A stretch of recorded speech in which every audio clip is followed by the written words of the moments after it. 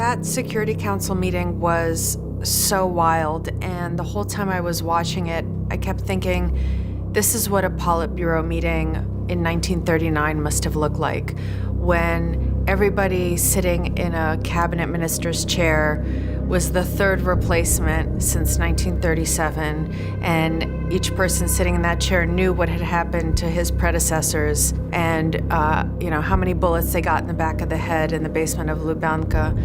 And I just figured, this is how it must have gone down. This is how it must have felt. This is how these people must have spoken. This is, that fear, that discomfort, that they were clearly, dancing bears performing for their master who is impossible to please.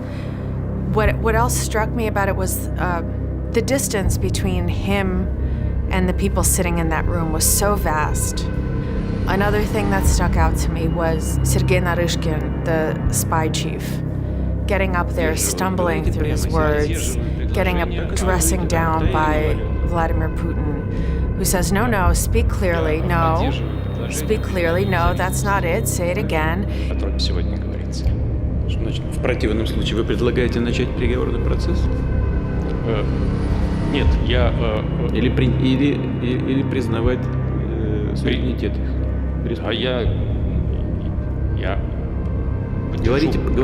Говорите прямо. Я поддержу предложение о признании. Поддержу или поддерживаю? Говорите прямо, Сергей. Поддерживаю предложение. Так и скажите, да или нет. Поддерживаю предложение о вхождении Донецкой и Луганской народных республик в состав Российской Федерации. Да, мы об этом не говорим, мы этого не обсуждаем. Мы говорим о признании их независимости или нет. He dressed him down like a schoolboy, and this is one of the main siloviki. He is the head of the SVR, the Foreign Spy Service. I think back to that Security Council meeting, and I realize how scared they must all be of him, how they are all locked into this closed solar system with him as the center, and they're all afraid of getting arrested or falling from grace. They have no life outside of this. They can't exist outside of the government. If you get that high up and that close to Putin, if you fall, you don't fall back to civilian life. You go to jail. You lose everything. And they also have clearly been living in this atmosphere of fear that they are also helping foment in the nation and spread in the country, but they themselves are clearly scared. But you see how this all went down, or you're starting to see, in retrospect, how this all happened and how much of it was driven just by one man, but it's his war that they're waging. I think he's clearly been building up to this for the last decade, and definitely for the last few years. It felt like he had this unfinished Cold War business with the U.S., like he wanted to finish the fight that had, ended in a draw almost in 1991. So in that sense, I think it is a culmination of that kind of paranoiac Cold War thinking that he absorbed in the KGB. So we in the West have come to think of the Cold War as a bad thing. We celebrated its end. We unanimously think that the end of the Cold War is an unalloyed good. Putin does not agree. And he first laid this out for the world in 2007 at the Munich Security Conference when he said the Cold War was good. He said it was a bipolar world. One center of power was in Washington and the other was in Moscow. And they balanced each other and they provided checks on each other. And he said, and this is a quote, he said it provided for global security, which of course ignores the fact that there were bloody proxy wars everywhere, Angola, Mozambique, Nicaragua, Ethiopia, Vietnam, El Salvador. But in his mind, it was a good time. Russia was on top of the world. Russia was one of the two big guys calling the shots. And he would like to get back to that. And I mean, this was 2007. That was the height of the insurgency in Iraq. Afghanistan was starting to go sideways. And he said, this unipolar world order, what has it gotten? It has gotten us blood and chaos in Iraq, in Afghanistan, and he reprised that theme again when he announced that he was invading Ukraine. He said again, this is not okay. America can't call all the shots. The Cold War was good. Now that there's no balance, no counterweight to the U.S., we got Iraq, we got Syria, we got Egypt, we got Libya, we got Afghanistan. And I'm watching this and I'm thinking, okay, fair enough, but what does that have to do with Ukraine? Ukraine didn't do any of these things. He is clearly thinking about his legacy. And all that's missing is Ukraine, which he does not believe is a real country, which he believes historically is part of Russia, and which needs to be brought back into the fold. I think he correctly sees America as a nation so divided that it's paralyzed, that it is a nation at each other's throats that can't agree on anything, and whatever one team says, the other team will say just the opposite just because.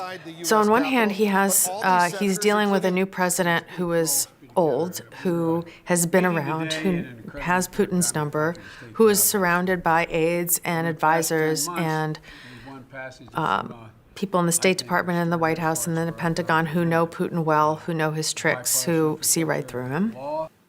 But on the other hand, he barely has control of Congress. He doesn't have the Supreme Court. He doesn't have the American public. And then Afghanistan happens. And the message that sends to Putin and I think to the rest of the world is that America's done with its adventures abroad. America's tired of it. America's turning even more inward. America has no more appetite for war. It has expended all the energy it possibly had for war. It's spent. And if Putin were to do something now, America wouldn't retaliate, because why end a long foreign war? Why take such a political hit because it's done so messily just to get your troops bogged down in another thing? And I think that was a very accurate read of the situation. He thought Ukrainians were Russians, that they agree with him that Ukraine is basically just an outpost of Russia and can be easily folded back into Russia. Clearly, Ukrainians don't agree. He thought Russian troops would be greeted as liberators with flowers on the streets of Ukraine. Instead, they're greeting them with Molotov cocktails. They're trying to stop the tanks with their bare hands. They're greeting them with javelins, with signs that say, Russians, fuck off. They're fighting to the death because they don't want to be part of Russia, because they disagree. And I don't think he understood or anticipated that that would happen, even though everybody could see that that was what would happen, because everything that Putin has said he wanted to do in Ukraine, he has achieved the opposite of. All of this has had the effect of rallying Ukrainians both in the East and the West around the Ukrainian flag, around the Ukrainian language, against Russia. So even people in the East who used to be pro-Russian hate Russia now. Even before this invasion, they hated Russia. They didn't want to be a part of Russia anymore. You have Ukrainian politicians saying, the person who has formed our Ukrainian identity the most is Vladimir Putin. He gave us a national identity, and now everybody wants to, again, before the invasion even, everybody wanted to join NATO. Then he invades and Finland wants to join NATO. Finland, which had been neutral forever. Sweden wants to join NATO. The EU, which was waffling forever and dragging its feet on accepting Ukraine. Now it looks like Ukraine's going to get into the EU with a fast-track membership.